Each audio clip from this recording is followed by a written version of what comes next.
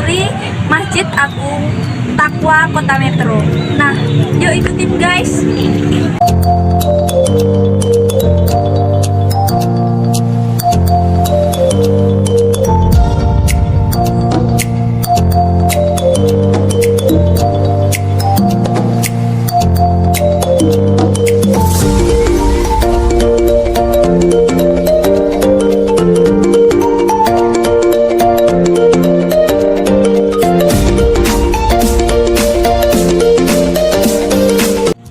Assalamualaikum warahmatullahi wabarakatuh. Perkenalkan, nama saya Nur Rahmawati, NPM 200301046, Prodi Ekonomi Syariah kelas B.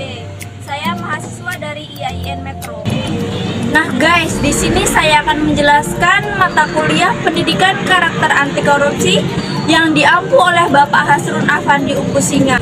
Di sini saya akan menjelaskan pengertian korupsi, penyebab korupsi, dampak korupsi, dan integritas. Indonesia adalah negara yang kaya raya. Di Indonesia dikenal dengan potensi wilayah, penduduk, dan sejarahnya.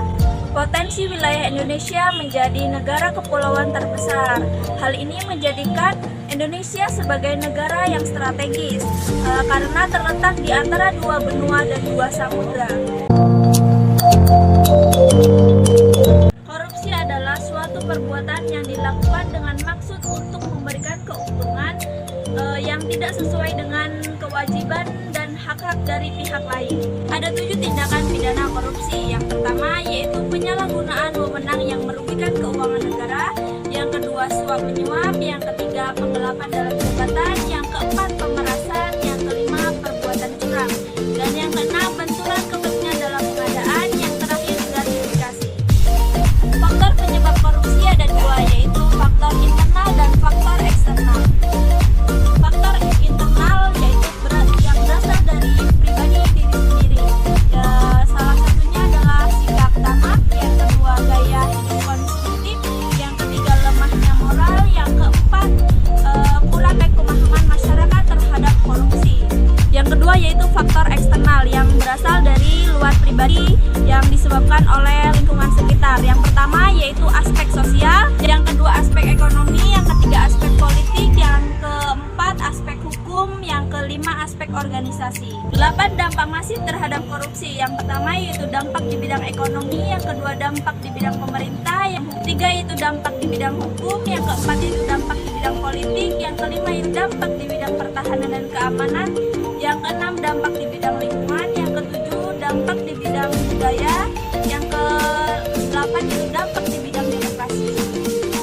Integritas adalah suatu perilaku atau tindakan yang secara konsisten antara apa yang dilakukan dan tingkah laku yang sesuai dengan nilai-nilai integritas. Ada 9 nilai-nilai integritas. Yang pertama yaitu jujur, disiplin, tanggung jawab, adil, berani, peduli, kerja keras, mandiri, dan sederhana. Bersama KPK, mari kita wujudkan negeri impian Indonesia yang adil, makmur, dan sejahtera, bebas dari korupsi.